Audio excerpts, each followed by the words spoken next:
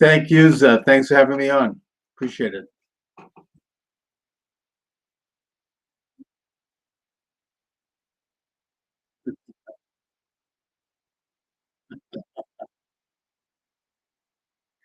Well, I mean, I look at it from a kind of a social theory standpoint, and I break it down to two types of anti-Semitism. The first type being normal, and the second type being weaponized. Normal anti-Semitism is simply the fact that as Jews, we have lived in other people's nations for 2,000 years, and thus, as a minority, we're seen as the other. People are suspicious of that, just like we are all naturally suspicious of anyone who's a little different than we are. We look down the street and we see someone who has maybe more than we have, they've got a better car than we have. There's a natural envy that sometimes can take a position. I'm not saying it's a good thing, but it's just a fact of life. And that the best way to handle that type of anti Semitism is through human contact. I know it sounds corny, but it's through love.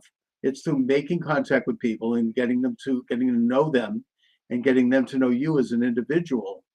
The other type of anti Semitism is weaponized, which is when a government or an institution that has influence suddenly begins to weave conspiracy theories against the Jews as a way to often to divert attention from their own malfeasance and their own agendas.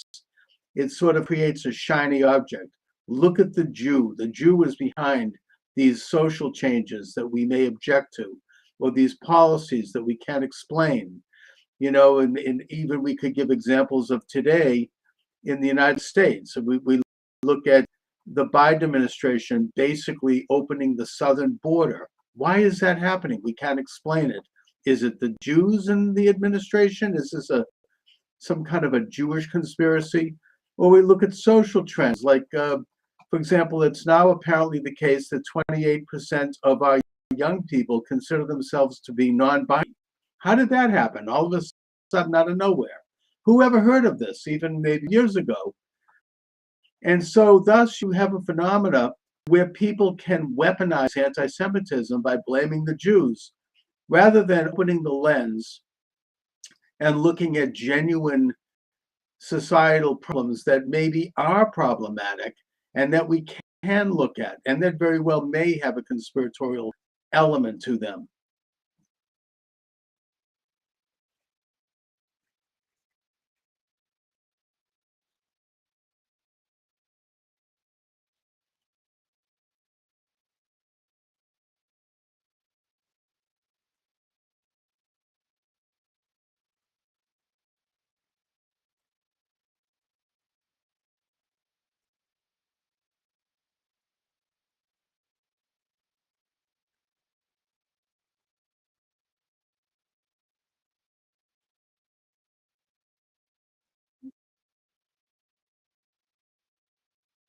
Oh, it's indeed. I mean, this is, you mentioned, of course, the Holocaust in Nazi Germany. I mean, this is an example of not only an official anti Semitism advocated by a government that wants to divert attention from its own problems, but it was informally an event that was supported by the elites of the world. In 1938, you had the Evian Conference, where, unfortunately, headed up by the United States in France, it slammed the door on Jews leaving Nazi occupied Europe and basically created an entire continent that would be a concentration camp where the Nazi occupiers would go on an effort of hunting down every Jewish man, woman, and child and putting them into concentration camps. And I mention that only because this international elite, which basically has some culpability, not responsibility, the responsibility goes with Hitler and the Nazis, that could happen today. That's why it's important for all of us, Jew and non-Jew, to understand the Holocaust, because it was a massive social experiment, if you will, and that it could, any group could be targeted. Even recently, to bring up an example, people who weren't getting the mRNA vaccine for a while there were being targeted. We heard, for example, Katie Couric talked about putting them in concentration camps, people who didn't get the shot. I'm only mentioning that because any group could find itself on the losing end of a social experiment like that. And thus, we need to understand what happened to the Jews, not because necessarily they were Jews, because any group can be targeted in that manner.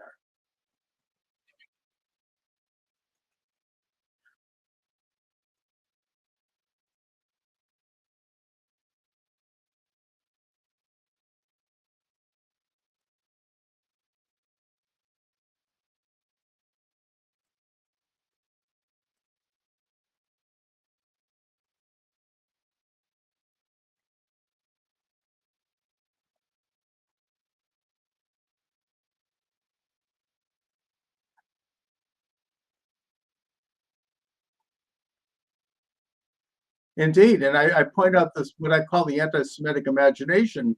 You don't need it has nothing to do with Judaism as a faith or the Jewish people or any or Jews in general. It can be ascribed to any event in history that one needs to explain. Like, for example, before the Protestant Reformation, you had this heresy against the Catholic Church headed by Jan Hus in Bavaria, and he was referred to as a Judaizer. This was a Jewish conspiracy because he was a strict adherent of the what Christians call the Old Testament, what we call the Tanakh. And therefore, this was evidence of a Jewish agenda. On the other hand, after the Protestant Reformation, you had John Calvin and the Puritans who settled New England, who were involved with a Talmudic approach. They would interpret the Torah and they would apply it in a very intricate way. And they were called Judaizers. That was a Jewish conspiracy. In the 19th century, you had the Paris Commune, where communists briefly took over Paris in rebellion. That was called a Jewish conspiracy. And then when the Paris Commune was defeated and the French Republic reemerged, they blamed the Jews for that. So we get blamed for both sides by anyone who wants to basically divert attention or to simplify. And we all try to simplify and try to understand the world in easy terms. So it's a very easy and cheap shortcut to blame the Jews. You can blame them for capitalism and communism, two opposite poles of the spectrum, and get away with it because you're essentially tunneling and shifting natural resentments and natural fears, which are unfounded, of course, into an energy that diverts attention from problems that exist within those ideologies and within those societies.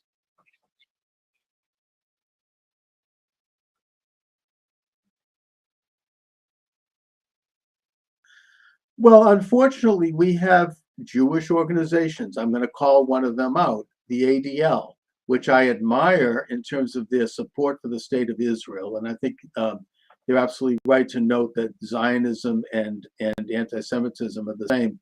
And yet they tend to weaponize normal anti-Semitism if it's being uttered by or practiced by someone who they don't agree with, generally on the left of the political spectrum. You know, you could have a make a minor comment that might be mildly viewed as insulting, or even, you know, you could look through tea leaves to find something if it's someone who doesn't kowtow to a left agenda. And the ADL does that. It's a very troubling trend. And it's essentially a form of weaponizing anti-Semitism, and it ultimately creates anti-Semitism where it need not be created because it creates resentments.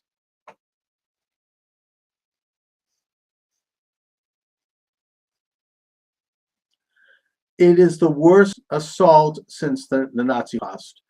It is an example of how anti-Semitism can become so depraved that people would completely lose their humanity and literally do things that we can't even speak of, that they're so evil. I also do a chapter on Islamic anti-Semitism, and I note that the street, as it were, in the Islamic and in the Arab world, if they woke up for a minute and put aside their irrational hatred of Israel, they would see a society that is dynamic, that is free, that is prosperous, that is advanced, and they would demand that their own nations emulate that society. That's why these nations try to focus everyone's attention on Israel, because of their own corruption and their own backwardness. And this wasn't always the case. I talk about King Faisal bin Hussein, who signed the Faisal-Weizmann Accords in 1917 as part of the Paris Peace Conference, ending World War I. That was a recognition of Jewish Palestine by the head of the Arab world. He was seen as the ultimate spokesman for the Arab world at the time, a direct descendant of the Prophet Muhammad. He wanted to have a Jewish Palestine. He wrote a letter to Felix Frankfurter, who was, of course, at that time the head of Harvard Law School. So we welcome you back to your ancient homeland as cousins. Now, he didn't do it all for altruistic reasons. He did it because he wanted a sovereign Jewish state in Palestine within reasonable borders, of course, one that protected its minorities and protected Islamic holy sites, but one that would form an alliance with the emerging Arab states so that together these nations could become sovereign and technologically advanced and develop democracy and all of the institutions that forward-thinking Arabs wanted to do. Unfortunately, his agenda was undone by the Grand Mufti of Jerusalem, Haj Amin al-Husseini, who was a radical and who had been very much one of the founders of the Muslim Brotherhood, and that sort of stopped that movement to a certain extent. But that's still there, I believe, and I think that there's still hope that this can happen.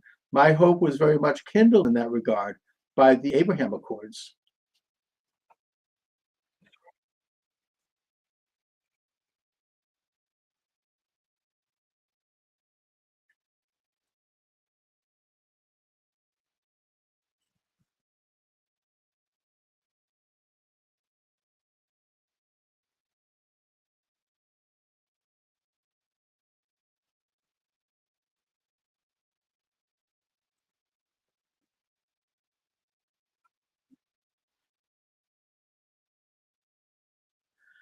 Well, I mean, I think that what it is that the radicals in the Islamic world, who I think rule by fear and terror, they have an intersectional relationship with the international left.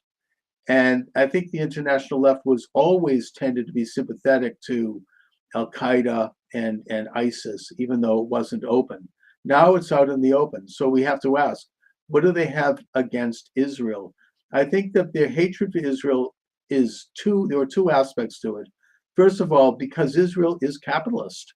It's not a perfect capitalist society, but it's a free society and it's a prosperous society. And secondly, because Israel is Jewish.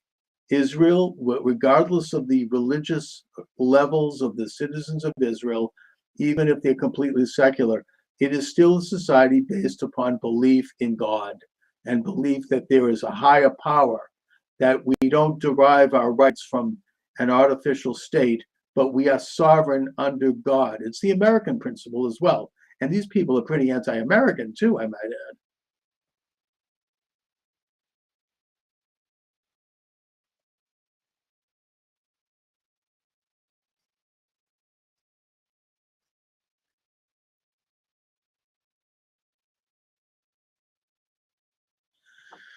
Well, as far as Marx goes, I mean, he was one of the fathers of modern political anti-Semitism. He published a book that was canon for the left up until World War II called On the Jewish Question, which I quote from, where he talked about the Jews as being the creators of hucksterism and money and self-interest and other institutions that he believed were false and were creating inequality. He believed that by making Judaism impossible, as he said, those things would wither away, and you'd have this perfect world of communism where the entire planet would become one gigantic ant colony. So that was a political idea that I think was very much embraced by the Nazis. And I also note that most likely Hitler had started out as a communist as a young man. And I looked into Mein Kampf, where he actually said this, in that when he was a bohemian artist living in Vienna, he immersed himself in Marxism for about a year. So, this concept, I think, is the political side. Of course, with Nazism, they then merged it to a very ugly racial side. So you had this toxic brew that, of course, resulted in the horrors of the Holocaust.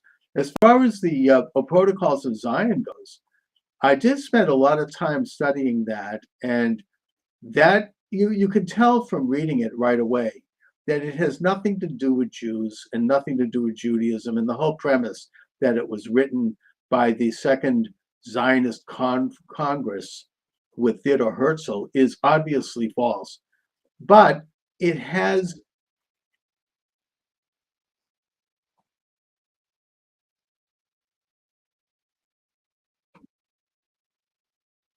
well, it's nobody actually knows who wrote it. They say it's this Eastern Orthodox priest by the name of Sergio Nilus, who was contracted by Tsar Nicholas II, who was angry at the Jews because he believed that Jewish money and Jewish conspiracy had been involved in supporting Japan in the Russia-Japanese War of 1903, which Russia lost. And but we don't really know the actual author of it. The claim is that the claim that was made by Henry Ford in the Dearborn Independent and the writers there was that it was written during the Second Zionist Conference, which is ridiculous. That Herzl wrote, as if Zionism is anything involving world conquest. It is a blueprint for a world order. And when you read each of the protocols, and there are, I think, 24 protocols, you can see elements there that do reflect the international elite today, their beliefs, this idea of taking over education, taking over communication, forming an informal world government. So it's worth reading for that reason, but when you read it, you have to remove the word Jew, and you have to remove the word Goyim, which is throughout the thing as well. It has nothing to do with Jews. It's more a blueprint for a potential world order as embraced by many of our elites today. Really.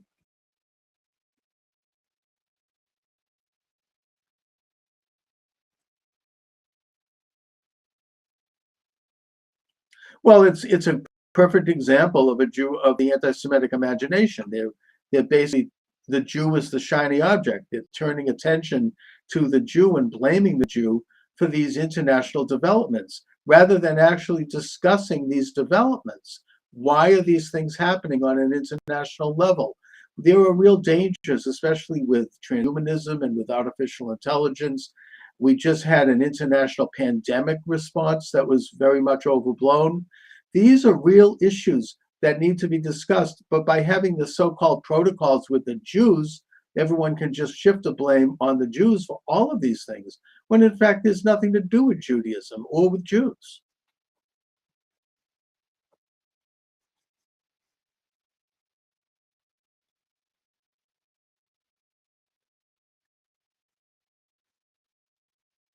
It's available predominantly at Amazon.com, also BarnesandNoble.com.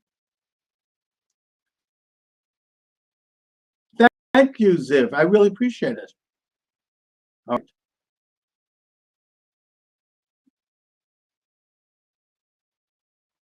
Thank you.